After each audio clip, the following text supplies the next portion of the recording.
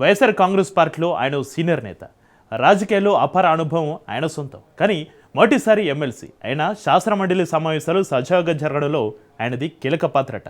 అధికార పార్టీ ప్రతిపక్షం ఆయన చేసిన సూచనలను మండలిలో పాటిస్తున్నాయట. ప్రతిపక్షం నుంచి రెచ్చగొట్టే మాటలు లేవు, అధికార పార్టీ నుంచి కవింపు చర్యలు లేవు. అలా అని ప్రజా సమస్యలపై ప్రభుత్వాన్ని ప్రశ్నించడంలో వైసీపీ కానీ ఆ పెద్దైనా కానీ ఎక్కడా తగ్గడం లేదు. దీంతో గతంలో ఎన్నడూ లేని విధంగా శాసన మండలి సమావేశాలపైన ప్రజలకు ఆసక్తి ఏర్పడిందట. ఇంతకు మండలిలో పెద్దన్న పాత్ర పోషిస్తున్న ఆ ఫ్యాన్ పార్టీ సీనియర్ పొలిటీషియన్ ఎవరు? Let's watch.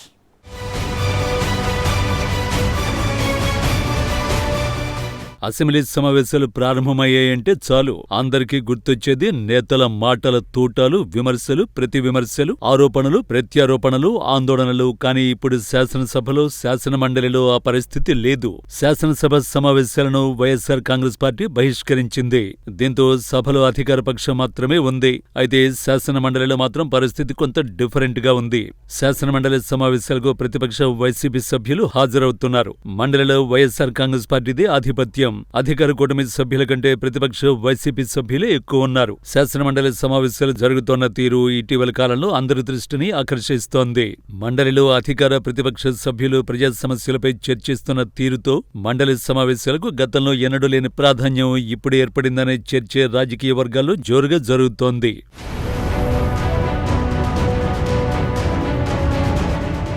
ఏపీ అసెంబ్లీలో వైసీపీ ఎమ్మెల్యేల సంఖ్యాబలం నేపథ్యంలో జగన్మోహన్ రెడ్డికి ప్రతిపక్ష నేత హోదా ఇవ్వడం లేదు అధికార పార్టీ. కానీ శాసన మండలిలో వైసీపీ సభ్యుల సంఖ్యాబలం ఎక్కువ. దీంతో ఆ పార్టీ శాసన మండలి ప్రతిపక్ష నేతగా సీనియర్ నేత బొత్స సత్యనారాయణ బాధ్యతలు నిర్వహిస్తున్నారు. ఇటీవలి కాలంలో శాసన మండలిలో అనేక అంశాలపై వాడివేడిగా చర్చలు జరుగుతున్నాయి.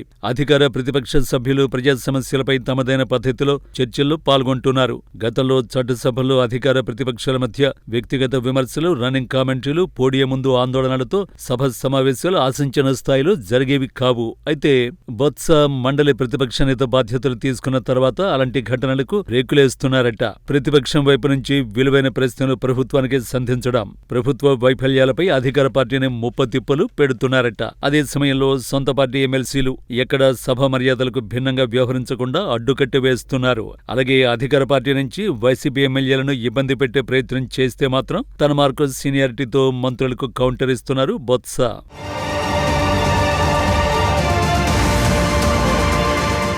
కూటమి ప్రభుత్వం అధికారంలో ఉన్న మంత్రులు రూల్స్ కి విరుద్ధంగా మాట్లాడితే వారికి సైతం హితబోధ చేస్తున్నారట మండలి ప్రతిపక్ష నేత. మంత్రులు కూడా బొత్స సత్యనారాయణ పొలిటికల్ ఎక్స్పీరియన్స్ నేపథ్యంలో ఆయన మాటకు గౌరవం ఇస్తున్నారు. పెద్ద ఆయన సూచనలను అధికార పార్టీ నేతలు కౌన్సిల్లో ఫాలో అవుతున్నారు. అలానే బొత్స కూటమి వైఫల్యాల విషయంలో మాత్రం తగ్గేది లేదని అంటున్నారు. రాష్ట్రంలో శాంతి భద్రతల మొదలు ఫీ రీయింబర్స్మెంట్ నిధులు, గీతం భూముల వ్యవహారం, ఇలా అనేక అంశాలపై ప్రభుత్వాన్ని నిలదీస్తున్నారు. రాజకీయాల్లో బొత్సకంటూ సెపరేట్ పేజీ ఉంది.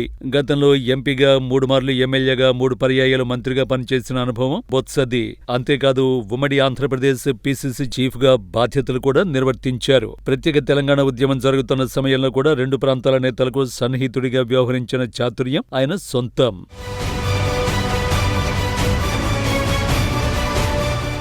అయితే గత ఎన్నికల్లో వైఎస్ఆర్ కాంగ్రెస్ పార్టీ ఓడిపోయింది. అయితే ఆ తర్వాత జరిగిన ఉమ్మడి విశాఖ స్థానిక సంస్థల ఎమ్మెల్సీ కోట ఎన్నికల్లో బొత్స వైసీపీ తరఫున ఏకగ్రీవంగా ఎన్నికయ్యారు. అలా మొదటిసారి ఎమ్మెల్సీగా శాసన మండలిలో అడుగుపెట్టారు. వైసీపీలో సీనియర్ నేత కావడం, గతంలో మంత్రిగా పనిచేసిన అనుభవం ఉండడంతో మొదటిసారి ఎమ్మెల్సీ అయినా ఆయనను మండలిలో ప్రతిపక్ష నేత పదవి వరించింది. దీంతో మండలిలో బొత్స సత్యనారాయణ పెద్దన్న పాత్ర పోషిస్తున్నారు.